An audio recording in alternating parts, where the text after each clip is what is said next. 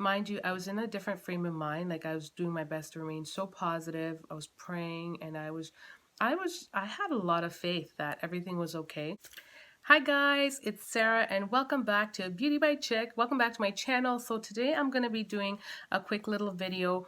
By the title you would have already seen what this video is about. I'm basically talking about my misdiagnosed miscarriage, and I honestly can't even recall if I shared it like that on this channel before, but even if I did, I realized that I didn't share it in the format which I would have wanted to anyways, because ever since discovering I was pregnant, I kind of put everything over pertaining to, my journey on my family vlog channel, because it was just easier vlogging in the day and it was just harder to juggle the two channels. However, now I'm focusing on trying to put my more personal stuff on this channel. So if you are new, definitely hit that subscribe button. And if you are interested in knowing about my story and my misdiagnosed miscarriage, definitely keep on watching. So many of you guys know that 2 years ago I went ahead and I got a tubal reversal after I had my tubes tied after having my third child back in like 2008, and I definitely thought I was just done having kids at that point. So I tied my tubes, my choice, no pressure from anyone, and yeah, thought I was done. Fast forward my life to, I don't know, maybe 6 years later, 7 years later, I started feeling more and more like I'd love to have another child. My hubby and I always wanted to add more children in the mix, but we thought it would have been through adoption. However, the idea of adding me having one and carrying another on my own, if not more, that was my heart's desire. Started doing research, then I learned about tubal reversal, and learned that it was a possible thing to do to correct my tubes being tied. And so I definitely researched the option, and I definitely looked into that option. I began to get disappointed because I didn't think it was even feasible, given that it's cost money, and there wasn't any help to take care of it in that way. So I got discouraged. But long story short, we sold our house, not for that purpose, because we were looking to sell and upgrade. So we sold our house and came by the funds to be able to help me to achieve my goal of having the surgery, which I then did, and went on to get pregnant the first try, which ended in a chemical pregnancy. But then, the second month in a row, got pregnant and was pregnant.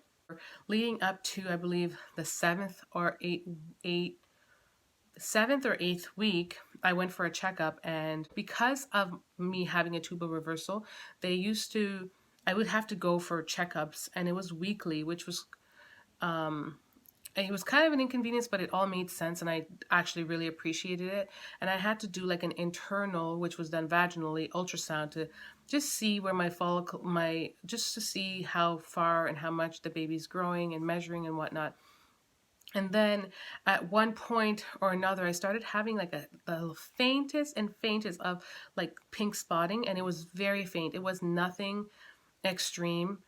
And I mentioned it to them, and then the lady, like, they checked everything and everything seemed fine, but then, she then told me to like prepare for a miscarriage, and she just kind of jumped right into, like, I guess the negative. So she sent me home and basically told me, like, I think you're gonna have a miscarriage. You need to just get yourself ready, and she even asked me, I guess, what method I would prefer, if I'd prefer to do it that method, because if I did it that method, then I could be sent home and I could be like left to deal with it there, and then I could come back 2 weeks later and they would check to see if everything happened. I think it was 2 weeks or maybe a week, and to see, if everything passed on its own, and if not, then I'd have to do a D&C. And it just freaked me out. Like, I didn't want to even imagine. She said, like, you might be like, so the funny thing is, because it was out of town where I went, it was far away, like a whole hour away. Like, it wasn't somewhere I could just jump in the car and run to. But I came back home, with all that on my mind, and I didn't have to go back to their appointment for another 2 weeks.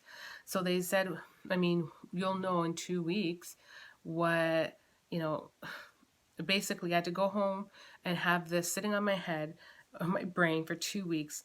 Mind you, I was in a different frame of mind. Like I was doing my best to remain so positive. I was praying, and I had a lot of faith that everything was okay. Mind you, it still got in my head here and there, where I'm just like, oh my gosh, like, is this for real? Like, I just, you think about it, like you want this baby so bad, and you are just waiting to be able to hold him in your arms, and you've gone through this process, and this is what they're telling you the end result's going to be. It's really, really sad. But so the 2 week wait, which wasn't even like, I mean, I know the 2 week wait generally applies to like when you're waiting 2 weeks after when you're on a TTC journey. But I'm saying the 2 week wait where in my, after one appointment to the next was really, really hard. But I went back and everything was okay, and baby was growing nicely and exactly where she ought to be. And overall, like, yeah, there weren't any concerns when I got back. It just brought me to like it made I mean I breathed. I basically I felt like I could breathe at that point. But it just I don't know, it makes me kind of sad because I kind of skipped over the part where she said like I could either go home and wait, or I could be scheduled to come and have a DNC somewhere in between that time. And it just breaks my heart because it's like if I were one of those people that kind of just, I don't want to say one of those people, because I know when you're being spoken to by a professional, nurse, doctor, whatever, we as just the patients sometimes feel like we have no say, and we put our whole trust and everything over in their hands. But what I'm realizing is that we have to be our own advocates. Is, they sometimes they think they know something, or sometimes they think it is a certain way, and it's not. Because had I just gone through with, okay, sure, I'll have a DNC now, my baby wouldn't be here today. Meanwhile, my pregnancy could have been successful, which it was, but because I didn't give it a chance because of what someone said, based on, I get it, spotting. I feel like they should be checking a little bit more before they jump to conclusions and put such crazy thoughts in the minds of pregnant women. Also, since experiencing my own journey, I've heard enough women share their story. I just came across this other lady's story on here on YouTube, who shared her story of being like 20 weeks pregnant and having she was already dilating, which no one wants their baby to come early, but was being told, like, prepare for an abortion the entire time. Like, yeah, just let this baby go. You're young, you have a lot. You don't want a baby with illness. You have a lot to live for and all this other stuff. So just let it go. And this woman had to become her own advocate. She fought and went around to different doctors, different hospitals, until she was able to get a cerclage, which is when I guess they stitch your cervix back up to make sure the baby stays in and you don't end up delivering early. She was able to do that and then had a successful pregnancy all the way till like 39 weeks or 38 weeks, that's even impressive for someone who usually has a cerclage. So it's just hearing her story again just reminds me how much we as women have to be advocates. There are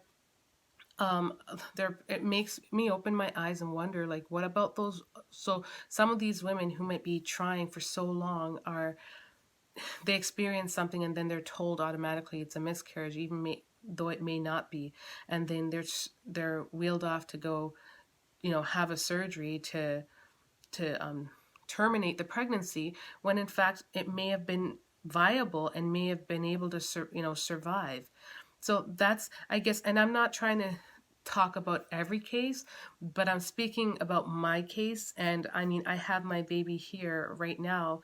I know like I said before, had I made the other choice, she wouldn't be here, because those options were presented to me given the scenario. And like I said, that was the only thing I experienced, was like mild, I think it was like a little spotting. It wasn't even like red. It was just like mild spotting. And I don't even know if it was accompanied by cramping. I was, if anything, it wasn't, I don't think. But they also went in, and I mean, they saw what they saw.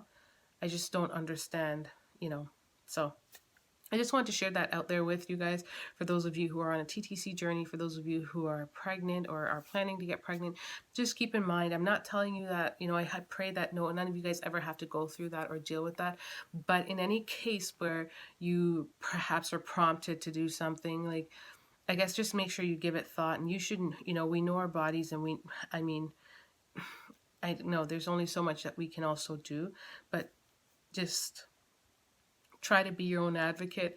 Make sure you are aware and you ask questions, and not just be told something and feel pressured into doing something when you know things may not be all that other people are making it out. And like I said, I know it can be hard, because we trust in our physicians, we trust in those that are trained to help care for us, but sometimes they don't go about it with tact or go about it the right way, and we can be forced to do things that aren't necessary.